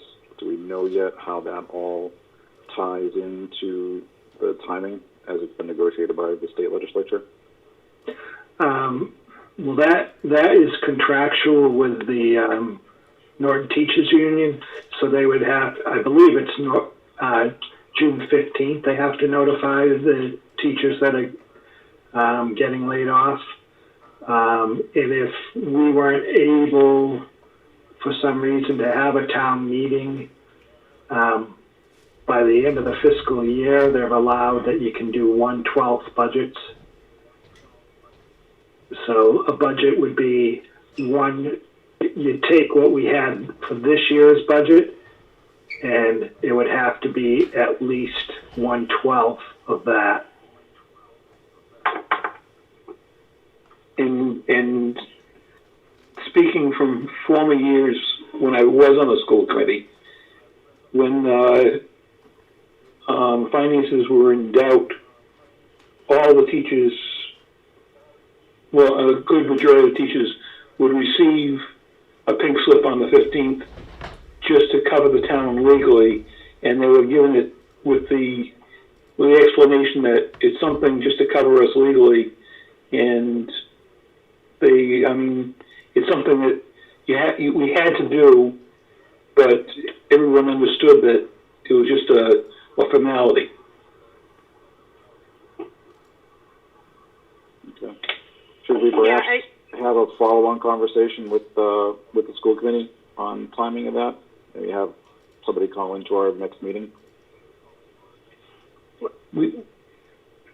Superintendent? Mike has If I indicated. can add, yeah, if I can add to that too, Jack, you're right. Like Joe responded back to one of our emails about, it's June 1st, and I can't remember which staff it's for, but they have to they have a whole, like outside the teachers union, it's June 1st that they have to make notifications of layoffs. I do remember that. I can't find the email right now in which you said that, but the one thing I was going to ask Brad is, I know Jack mentioned having him come and update us in 2 weeks, but I think we need to have the conversation about the meeting overall, and before 2 weeks with all the different boards and the other stakeholders. So I think we can pose that question and, certainly have the answer for that meeting. That was going to be what I said, Jack, before you had mentioned that. But I think we need to have this meeting within, the next 2 weeks and not wait any longer. Okay. We'll have Mr. Units contact superintendent and then see if we can't put together a meeting with all the departments. And us. This includes us. Oh, no, I'm not. Preparation meeting. I'm not going to be around. Kidding. Yes, no, of course, but no, to get us all in one, not in one place, but in one meeting. In one virtual meeting, we can do it. That virtual thing is something I'm still tripping up on. Oh. We'll get you there. Hey, I'm an old man. It takes an awful lot to push me around. It took me, I think, 4 tries to get onto the Zoom and actually be able to see and hear. So much so that my daughter and 2 of my grandchildren had me go through 2 practices on Saturday, so they have it right on Sunday. Well, I don't. If we choose that as the venue, I don't have a problem holding like an intro session or kind of like a dry run with people who haven't been on there yet. We can certainly do that, so people feel comfortable at the time of the meeting to join, and if we choose that route. Okay, thank you. Okay, we're on the warrant article discussion. Ms. Units. The Community Preservation Committee asked that they're pulling that article for this town meeting. I know they did a great job, and I think they'd want to move forward in the future, but they felt they should wait right now. And so they want that pulled from the warrant. Does anyone have any questions or concerns? Okay. It's gold. Next article is Southeastern Regional fiscal year 2021 budget assessments. Mr. Chairman? Yes. I provided you with the budget, and I'm going to reach out and make sure that Southeastern can be part of the next selectmen's meeting. and go over the budget. We'll do the Zoom meeting, and they'll be able to present the budget to you there. Mike, are we going to have FinCom on there? Because they said before they wanted to have a discussion too, right?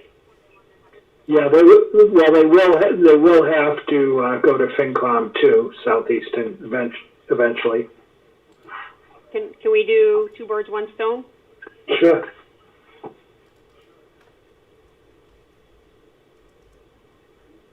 I think that would just help them to just present collectively to us once.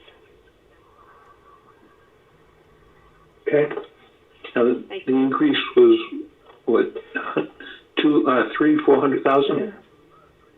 Yeah, they had, I think it was 9 or 10 more students this year. Okay. Does anyone have any questions regarding that? Other than having a joint meeting with the FinCom? Hearing none, next item is a Pga Tour date. You probably saw they've extended the schedule out, so they've moved the Pga Tour in Norton. The tournament will be August 17th to August 23rd. They moved it out a week. Does anyone have any questions regarding that? I'm sorry, Mike, what was that? August 17th? Yep.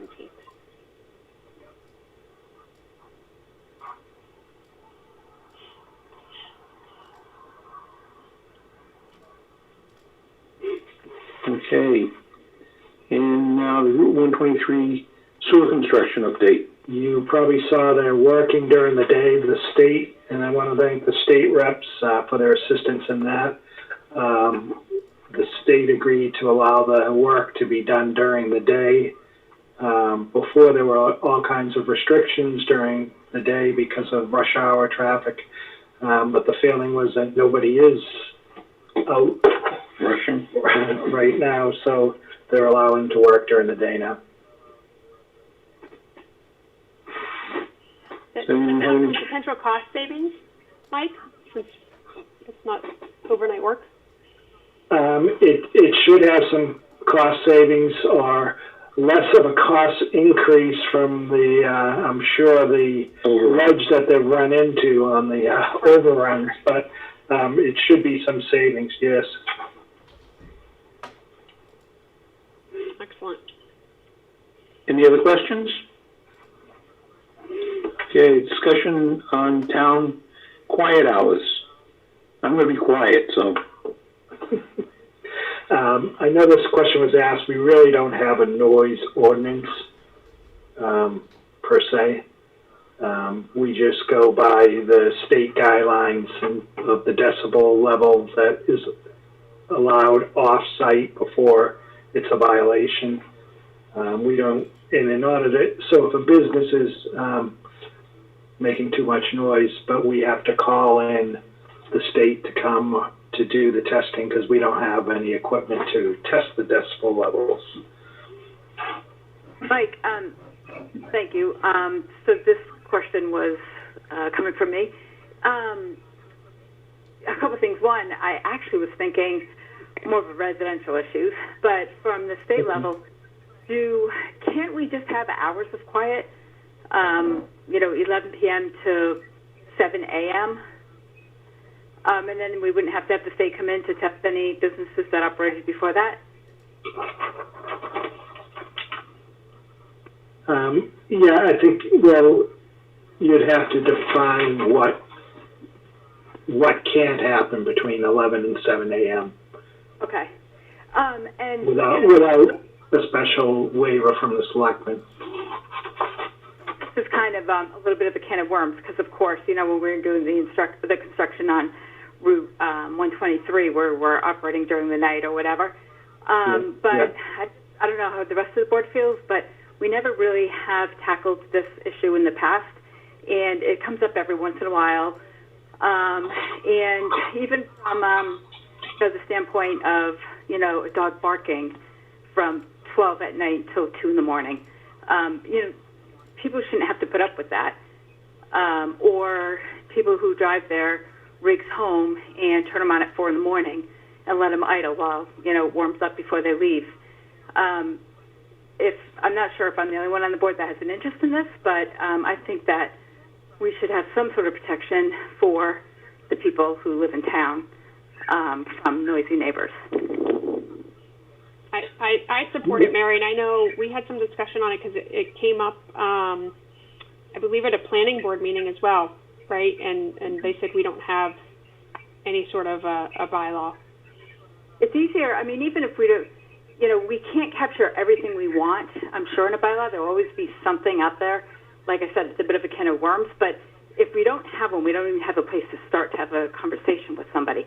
If we had a bylaw that said between our town quiet hours are 11 p.m. to 7 a.m., and that means, no barking dogs, no loud parties, no idling trucks, whatever it is, at least that way when there was somebody that was, breaking that, we could start somewhere.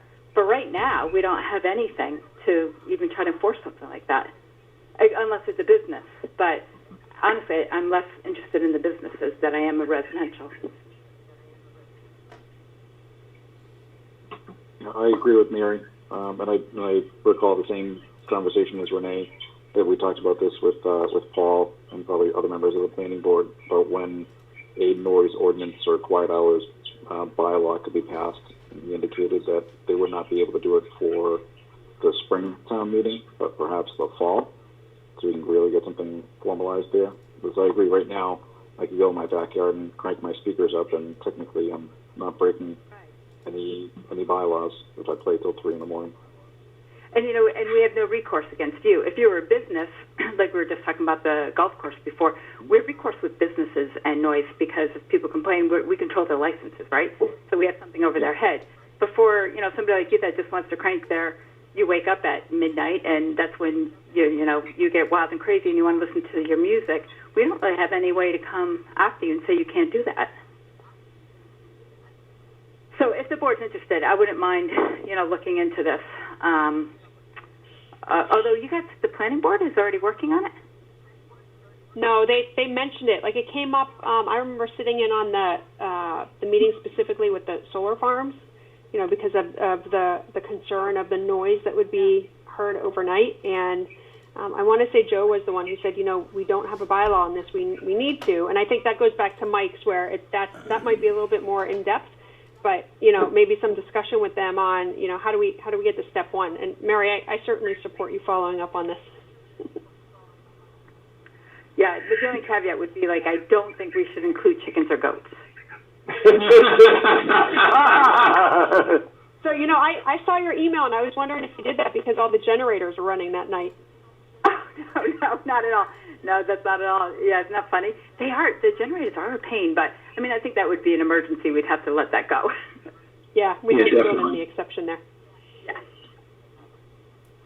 What do we do with all the tree frogs and crickets? I love that. What's that? It might be something that we could just reach out to town council to get a sample of a bylaw that's used in other communities. That would be a great place to start. Kind of like what we did with the remote participation. We basically just tagged on to what other towns had already done. But at least that would be reinventing the wheel. Mike, do you mind asking? No, I'll do that. And if you're available next week, maybe we could have a conversation with the police chief about it, because he'd obviously have to enforce anything. Yeah. Perfect. Okay. Anything else on the quiet hours? Okay, we'll skip down to town manager's report. Okay, you got anything? Just on the storm damage, you probably saw out front, we had a tree come down and it took out the traffic signal out in front of the fire station, a telephone pole, and a piece of the telephone pole came off and went through the front door of the town hall. Since been repaired. The insurance adjuster was out today. And I know that everyone was busy during that storm and through the night and the next day with the power outages. And I just wanted to thank everyone, all the public safety people, and also thank the people from NEMA, Norton Emergency Management. Some of them were out till midnight during that storm and its effects, and then they were delivering food the next day. So I appreciate everything, the volunteers that do that. Anyone have any questions? Yes.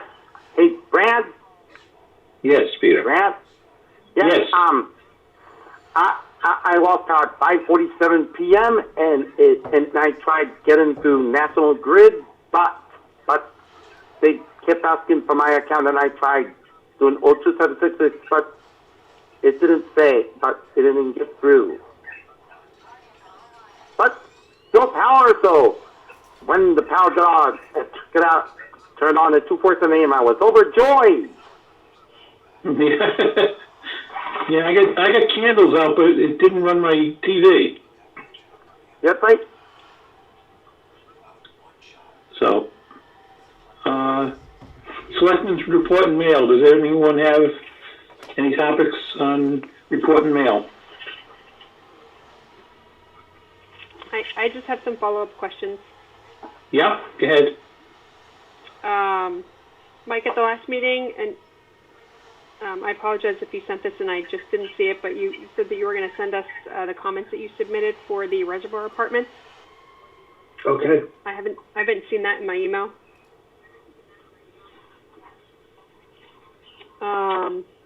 Also, I haven't seen the direction for the public meetings. I know it's posted, but we've talked about sending out to the chairs so that they were aware of the information and direction. Was that something that was sent? I just expected to receive it as the chair of the IDC. You should have. I'll check on that. Okay.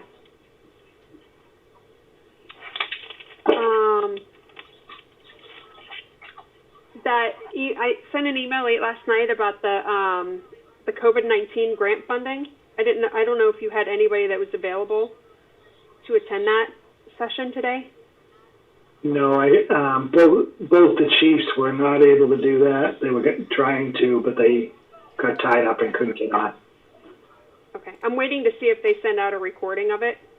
I don't know if you're on that email. It comes from something, Yeah, one of the organizations, but I'll send it if I see it, and then I'll watch it myself too. I wasn't able to make that though. I have a couple other items, but they're not. None of them are critical. I had one other thing, and I know it's not on the agenda. The HCA. I saw that we received that back from Town Council, and you sent it. Did you have an opportunity to look at that? Anything for us to discuss now, or does the board need to go through that in more detail? I just haven't had a chance to look at it. I forwarded that to everyone on the board, I think. So they probably haven't had a chance because it came in late. Yep, I know. But can we add that? It's good to finally have it. Yeah, I know. Can we add that as a discussion item for next meeting? And then the way that the IDC will be meeting before them, so I can review it with them. And then potentially we'll be able to, if everybody can just take a look at it. I think most of I think all of the questions that we asked were answered. I know she did answer one. Mary, you had a question about how does the 3% community impact fee come back to us? And she did answer that. So, I mean, I can be prepared to talk to it at the next meeting, but potentially that would be an item for us to review and vote on if we can get that on the agenda. Okay. Thank you. Okay. Anyone else? Yep, Brad, this is Jack. I have Yeah. one thing. So, Mike, I saw you had put the town hall presentation up. Yeah. Just a word of caution. It looks like the actual presentation materials are through DBVW share file. I would expect that link is going to expire. So if there's any way that we can pull that down and host it ourselves to make sure that that's available for duration. Okay, thanks. Thank you. That's it? Anyone else? Okay, hearing none, then we'll move on to warrants and minutes. And a report the payroll warrant PR 20-21 for the week ended April 4th, 2020. Warrant dated April 9th, 2020 in the amount of $1,319,271.94. There's invoice warrant AP 20-41 dated April 9th, 2020 in the amount of $622,166.34. And invoice warrant AP 20-42 dated April 16th, 2020 in the amount of $76,282.81. We have a pile of minutes to be approved. I'm not sure which ones people are comfortable with, but anyone who's comfortable with any particular one can make a motion to approve. Brad, can I just have some conversation on a couple of them? Sure. So, and it might help just to figure out what we're approving. So I started reviewing the October 17th ones from 2019. Yeah. And I don't know, Mike, if somebody else wrote these. They're in a slightly different format, so I'm having trouble like putting like discussion with the motions that are listed there. So I'm not prepared. I have some comments coming back to that. I had to look some things up in my notes because like I said, I wasn't sure where the discussion was. But I think that was when Jen was out, so I think somebody else may have actually put those together for us.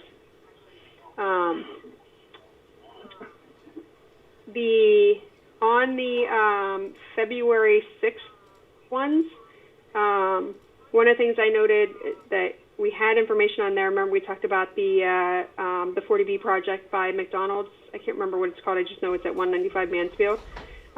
So that was on there. I did notice that there's some missing information that we had on some discussion around, I can't remember right now if it was like a grant writer, but if we can have some more time just so I can provide comments to that. But similarly on the 213 meeting minutes, Mike, did you have somebody, I ended up finding this information, but just to note, on the 213 minutes, they're written correctly, but we did read into the motion, we read it as 95 Mansfield, not 195 Mansfield, so I don't know if we have to revisit that. It is 95 Mansfield. So then the 195 that they gave to us on 2/6, and then in their documentation is wrong? In their packet? I'll grab it. He's leaving the room to go to his file. That's fine. I have it in a folder, and everything on their stuff says 195. It just seems like we read it in wrong and then sent that letter wrong, but let's have him confirm. I don't know. I have in front of me the local initiative program application, 95 Mansfield Ave. Yeah, is that the one that we sent saying that we supported it, and then the one that they sent afterwards actually had 95 on it, but all their documentation, like their diagrams and everything, has 195. So, for example, they have, if you look at like the letter from Freeman Law Group, it's regarding 195 Mansfield Ave 40B rental apartment project, and then all of their application information has that address as well as the diagrams that they submitted to us, so it's 195. Yeah, it's definitely 95. Okay. So everything, I'm sorry? Because our property on Mansfield Ave is 137 Mansfield Ave, and that's beyond that, so. Okay, so everything they submitted to us, then it has the wrong address?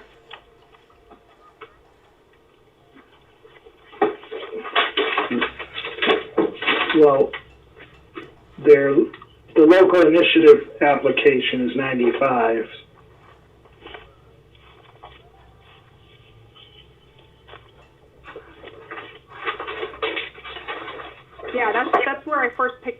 Yeah, showing 95, because everything else, that's the one that came from Brad, right? That Brad signed? yep, yep. Yeah. That's where I first saw it as 95. And So then, their sketch plans, have the wrong address on them. okay. Yeah, their response to that letter, to Brad's letter, says 95 as well. It's just everything else didn't. Okay, so we read it in right on the 13th. So there's no follow-up from there. They just need to, I don't know if we want to put then on the, I'll put this in my notes on comments for the 6th, if we want to just make some edit there to say that while we were discussing 195, we're actually referring to 95, just so it's clear. Okay. Can we do that like an amendment to the meeting minutes? I can't see why not. Okay, so I'll provide comments back on that, and then I didn't get beyond the 13th, but I'm prepared to move that we approve the meeting minutes of, and I have to think what month that is, February 13th as written. Okay. Do I have a second? Second? Okay. Any discussion? Hearing none. Renee?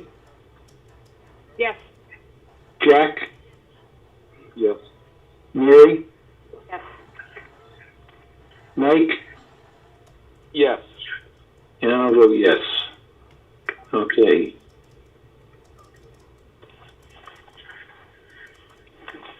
Okay. Are there any other dates that we're comfortable with, or do you want to hold them? I haven't had a chance to read beyond those. Okay. I'll submit, I'll get my comments to Jen this weekend on the 6th and the one from October, Okay. and then I'll try to read the others before Okay. we regroup. Okay. So next meeting would be Thursday, April 30th. And my mind is shot. I know we're going to reach out to the superintendent and Finance Committee. Southeastern. And Southeastern Regional. So if anybody We're else, gonna try to schedule the other meeting to discuss the town meeting Yep, occurring on Yes, the 6th, so- right? In between yeah. that time? before that, yeah. Okay. Is there, Mike, would it help you now if there's anyone who cannot do a particular date to know that, or do you prefer us to email to you while you try to coordinate with the others? If you could email dates and times that are bad, that would be helpful. Okay. Thank you. And concentrate on next week, I would say. Okay. And then, like I said, I'll send you that list as well. I'll copy the selectmen of all the folks that I know, and then if they just want to reply, if there are other stakeholders that need to be added. We're trying for that meeting. Let me know that in your email, what time you prefer. We can do it during the day if you're home or available. I was just going to suggest, because you've got to coordinate it with quite a few different people. I wonder if our board just picked 2 times and dates that worked for us, and then, you know what I mean, kind of, then you have 5 of us taken care of. Would that schedule it better, or would that not help? it's up to you, Mike. What's easier? If you all get a couple days and times that are good for you, and then we can reach out. At least give people a couple options. Yeah, otherwise you have to go through everybody's individual schedule. You know, this works for Mary, doesn't work, this works for, you know what I mean? If we That'll be good. Mike, I like the idea of the day, but I'm not sure that that's going to be possible I can't do for that. those of us. Yeah. Okay. I'm looking like, I don't know if anybody could start as early as 4. I have one day that I could start as early as 4, but I have some government calls typically at that time. Yeah, no, the idea of during the day came up before our meeting when we were talking about it, the fact that we weren't sure if people were available because of being home from work or not, and just wanted to mention that if that was better, that he could possibly work those times in also. No, I know. I think it's a great idea, and I would love to do it if I could. I have a feeling some people find themselves busier now that they're working from home, and especially trying to juggle other things. That seems to be the consensus I hear from others. So I know that the majority, it's kind of half and half, right? We have half employees and half volunteers. So Yep. it's certainly a struggle. No problem. It's just until we ask, we won't know the answer. And so we felt it was worth asking. Just try to be accommodating. The only other thing is, did we want to look into possibly using, what was it, Zoom? Yeah. Yes, I I think would it's strongly advocate for that. So Mr. Eunice will look at us possibly setting up for Zoom. Yep, we do have a Zoom account now. Okay, we have a Zoom account, so we'll tentatively try to schedule that meeting on a Zoom account. Okay. If you need, Mike, any help, I don't know how familiar you are with it, just give me a jingle. Okay, thanks. And Mike, that means this time you have to share your video, by the way. I do know now that you have to mute it before you say I got to go on a stupid Zoom conference call, because then you see everybody laughing on the screen after you say that. It's awesome. Okay, does anyone else have any other business? Hearing none, Chair will entertain a motion to adjourn. So moved. Do I hear a second? Second for Renee. Okay, Renee? A roll call vote, Renee? Oh, yes, I'm sorry. That's all right. I can't laugh because I'm fortunate to be sitting here, piggybacking off of Mike's system. Mary? Yes. Jack? Yes. Mike? Yes. And I also vote yes. Thank you, guys. Thanks, Great, everybody. thank you guys. Have a great night. Stay safe. Have a great week.